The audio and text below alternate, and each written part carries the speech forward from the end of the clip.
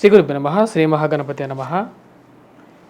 22 June నుండి 5th July వరకు అంటే రాబోతున్నటువంటి పౌర్ణమి నుండి అమావాస్య వరకు చంద్రమానం అనుసరించి గోచార రీత్యా ఈ యొక్క 15 రోజుల కాలం ఈ యొక్క పక్షం అనేది ఎలా ఉండబోతుందని చూద్దాం. కర్కాటక రాశి వారికి రాబోతున్నటువంటి పౌర్ణమి 22వ తారీఖు నుంచి 5వ తారీఖు జూలై వరకు 2 వారాలు పక్షకాలం ఎలా ఉండబోతుందని చూద్దాం. కర్కాటక రాశి వారికి వచ్చేటప్పటికి ఇక రాబోతున్నటువంటి వారాల్లో కొంచెం సామాన్యమైనటువంటి ఫలితాలు కానీ గోచరిస్తూ ఉన్నాయి. ముఖ్య కారణం వచ్చేటప్పటికి రాశి వారికి వ్యయ స్థానంలో రవి, బుధుడు, శుక్రుడు ఉన్నాడు. రవి ఎప్పుడైతే వ్యయ స్థానంలో సంచారం చేస్తుంటాడో ప్రతికూలమైనటువంటి ఫలితాలు ఇస్తుంటాడు అన్నమాట.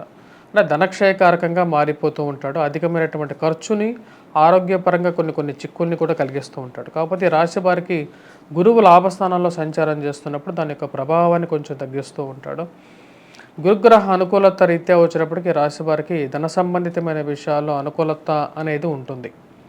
ఎందుకంటే గురుగ్రహ దృష్టి అనేది పంచమ దృష్టి అనేది ఉంటుంది. ఆ పంచమ దృష్టి రాశి వారికి ధనస్థానం మీద ఉంటుంది కాబట్టి ఇది వీరి రాశి వారికి కొంచెం అనుకూలత అనేది ఉంటుంది. ధైర్య సాహసాలతో వీరు చేసేటువంటి ప్రతి పనిలోనూ విజయాన్ని వీరు పొందడం అనేది జరుగుతుంది. లాభస్థానంలో మంచి మిత్రులు, స్నేహితులు ఏర్పడటం, అదేవిధంగా వీళ్ళు పెట్టినటువంటి మనీ అనేది కొంచెం బాగా పెరగటం, ఆ విషయం తెలిసి మానసిక ఆనందం కూడా కలుగుతూ ఉంటుంది అన్నమాట. ఈ రాశి వారికి వచ్చేటప్పటికి అష్టమంలో శనిగ్రహ సంచారం జరుగుతుంది అన్నమాట. అష్టమంలో శని సంచారం జరుగుతున్నప్పుడు అది ప్రతికూలమైనటువంటి ఫలితాలు ఇస్తుంది. జీవిత భాగస్వామి ఆరోగ్య సంబంధితమైన విషయాల్లో తగు జాగ్రత్తలు అనేది తీసుకోవాలి. అదేవిధంగా ఈ రాశి వారికి ఉద్యోగపరంగా కొన్ని చిక్కులు చికాకులు అనేవి కూడా ఎదురవుతూ ఉంటాయి అన్నమాట. ఎందుకంటే శనికి త్రిపాద దృష్టి అనేది ఉంటుందన్నమాట. అంటే మూడో ఇంటిని, అదేవిధంగా రాజ్యస్థానాన్ని ఎక్కువగా చూస్తూ ఉంటాడు. దాని యొక్క ప్రభావ రీత్యా ఈ రాశి వారికి వచ్చినప్పటికీ ఉద్యోగపరంగా కొన్ని ప్రభావాలు ఎక్కువగా ఏర్పడుతూ ఉంటుందన్నమాట. ఆ విషయాన్ని కొద్దిగా గమనించుకోవాలి.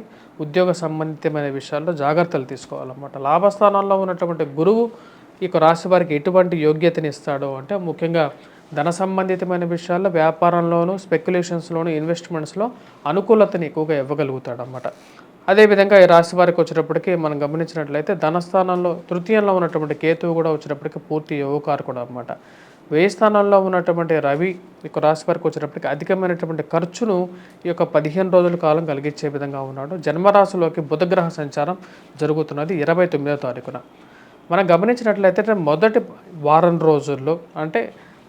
వారం రోజుల్లో కొంచెం మిశ్రమంగా ఉన్నప్పటికీ రెండో వారంలో వీరి పికప్ అనేది గ్రాడ్యువల్గా పెరుగుతుంది. ఎప్పుడైతే బుధుడు జన్మరాశిలోకి సంచారం చేస్తాడో ఫైనాన్షియల్గా మూమెంట్ అనేది, సర్క్యులేషన్లోకి డబ్బులు రావటం అనేది జరుగుతుంది. అది మీ మానసిక ఆనందానికి గల కారకంగా ఉంటుంది. ముఖ్యంగా అష్టమంలో ఉన్నటువంటి శని సంచారం జరుగుతున్నప్పుడు జీవిత భాగస్వామి ఆరోగ్య సంబంధితమైన విషయాల్లో జాగ్రత్త అనేది ఉండాలి. అష్టమంలో ఉన్నటువంటి శని ధనస్థానాన్ని చూస్తాడు కాబట్టి కుటుంబంలో అన్యోన్యత అనేది తక్కువగా ఉంటుంది అన్నమాట. అంటే ఇరుగు పొరుగు సఖ్యత విషయంలో కూడా తక్కువగా ఉండటం, మరి కుటుంబంలో అన్యోన్యత లేకపోవటం అనేది మానసికంగా బాధించే విధంగా ఉంటుంది. మాట్లాడేటప్పుడు కొద్దిగా జాగ్రత్తగా మాట్లాడాలి. ఇరుగు పొరుగు సఖ్యతను కొద్దిగా మెయింటైన్ చేసుకున్నట్లయితే సానుకూలమైనటువంటి ఫలితాలు పొందడం అనేది జరుగుతుంది.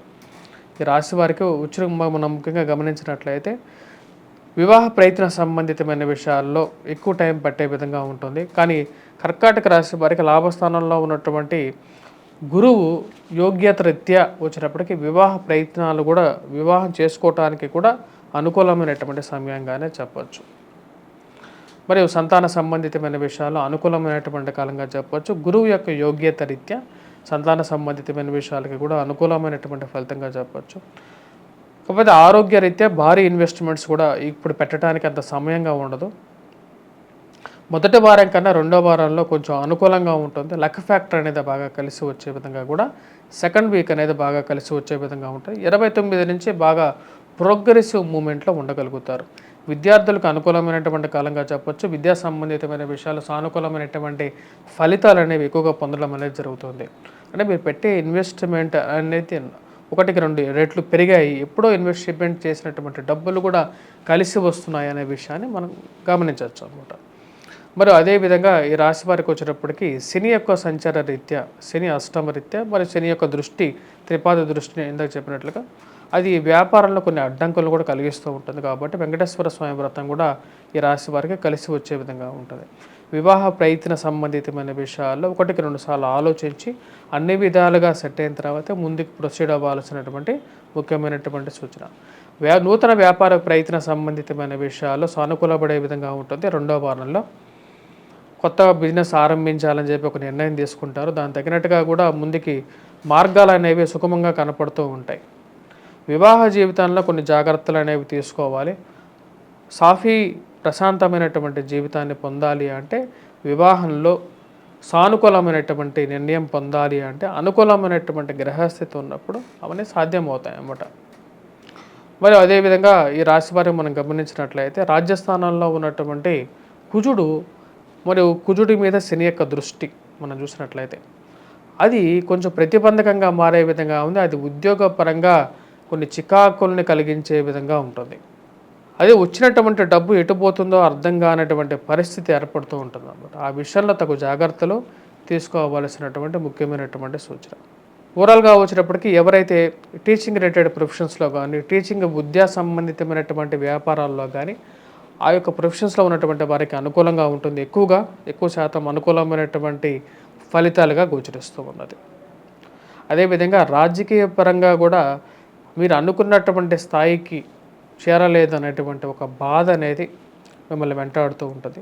మానసిక స్థితి నుండి బయటికి రావడానికి ముఖ్య కారకంగా వచ్చేటప్పటికి శని యొక్క ప్రభావం అనేది ఎక్కువగా ఉండే విధంగా ఉంటుంది. గురువు అనుకూలమైనటువంటి స్థానంలో ఉన్నప్పటికీ కూడా ఈ పాపగ్రహమైనటువంటి శని అష్టమంలో ఉన్నప్పుడు దాని యొక్క ప్రభావం అనేది కొంచెం అప్పుడప్పుడు కనపడుతూ ఉంటుంది. వాటి నుంచి ఎలా బయటికి రావాలి, ఎటువంటి పరిహారాలు చేసుకోవాలి అనేది మనం చూద్దాం. ముఖ్యంగా వచ్చేటప్పటికి ఈ రాశి వారికి మనం గమనించినట్లయితే కుజుడు ఈ రాశి వారికి రాజ్యస్థానంలో పాపగ్రహంగా ఉన్నాడు. అదేవిధంగా లాభస్థానంలో గురుగ్రహ సంచారం జరుగుతుంది. కుజగ్రహం నుంచి అంటే ఉద్యోగపరంగా కొంచెం అనుకూలత రీత్యా పొందడం కోసం శనిగ్రహ ఆరాధన చేసుకోవటం, శనికి తైలాభిషేకం కానీ లేకపోతే శనిగ్రహం మంత్రజపం మీరే చేసుకోవచ్చు. శనిగ్రహం మంత్రజపం చేసుకోవచ్చు, లేకపోతే వెంకటేశ్వర స్వామి ఆరాధన చేసుకోవచ్చు. అది చాలా సింపుల్ అన్నమాట. శనివారం వెళ్ళి ఒక 10 నిమిషాలు గుళ్ళో కూర్చోండి చాలు, అంతకనే ఇంకేం అవసరం లేదు. అదేవిధంగా కుజగ్రహం మంత్ర జపాన్ని చేసుకోండి, సుబ్రహ్మణ్యేశ్వర స్వామి ఆరాధనకి వెళ్ళండి. ఈ రెండు చేసుకున్నట్లయితే మీకు అనుకూలమైనటువంటి ఫలితాలు ఎక్కువగా పొందగలుగుతారు ఉద్యోగపరంగా. దాని తర్వాత సెకండ్ మనం చూసుకున్నట్లయితే ఫైనాన్షియల్ రికవరీ పొందడం కోసం ఇక రాశి వరకు వచ్చేటప్పటికి వ్యయ స్థానాల్లో ఉన్నటువంటి రవి, బుధుడు, శుక్రుడు. బుధుడు, శుక్రుడు వ్యయ స్థానంలో కూడా యోగిస్తారు. రవి వ్యయ స్థానంలో ఉన్నప్పుడు కలిసి ఉన్నప్పుడు అంత యోగ్యాన్ని ఇవ్వడు. కాబట్టి రవిగ్రహ అనుకూలత రీత్యా ఆదిత్య హృదయాన్ని పఠించడం అనేది 29 వరకు సరిపోతుంది అన్నమాట. ఎందుకంటే 29 నుంచి జన్మరాశిలోకి బుధగ్రహ సంచారం జరిగినప్పటి నుంచి అనుకూలత అనేది కొంచెం పెరగలుగుతుంది. ఫైనాన్షియల్ ఫ్లో అనేది మళ్ళీ కొంచెం స్టార్ట్ అవడానికి అవకాశం అనేది ఉంటుంది అన్నమాట. ఈ పరిహారాలు చిన్న చిన్న పరిహారాలు ఇవి చేసుకోవచ్చు. దైవ దర్శనం చేసుకోండి, సానుకూలమైనటువంటి ఫలితాలు పొందడం అనేది జరుగుతుంది.